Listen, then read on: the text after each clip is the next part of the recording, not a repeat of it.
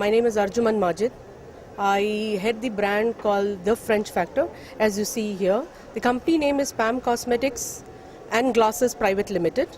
Our company is a 22-year-old company. We are making choice and class fragrances. We are importing the fragrances from France. The bottles are also imported, and we have a plant in Himachal, in Simur, at Kala Amb, about a sap-oriented company, and we make a lot of good products over there for the masses. We are trying to bring the class product to the masses.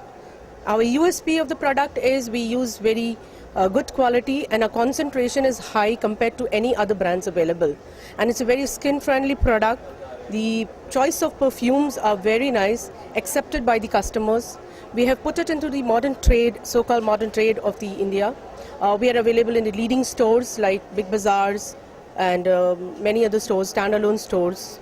In coupon stores in Hyderabad, the stock is available, and it's liked by most of the customers. Why the name came Cosmetics? Actually, it is a long-term plan that we would also get into cosmetics, but since Glasses and Private Limited means we were also dealing with caps and bottles. We are also present in across the country in all the CSD canteens with the range of perfumes and glasses. Looking Mirrors, that is our product from Pam Cosmetics, which is available across the country in the CSD canteens. That's right. Right now we have only fragrances. We have deodorants.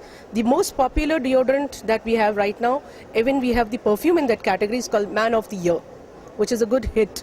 And then we have Soul for women, Soul for men, which is also doing very well, accepted by the clients. Expo we are doing for quite few times now, but the products are available in the market for a very long. Last whole year we have launched this product in the civil market, in the normal market for the masses. So masses can get the good product at affordable price. Response is very good. Tremendous response. India has scope. It's basically the perfume brand called The French Factor, which means fragrances.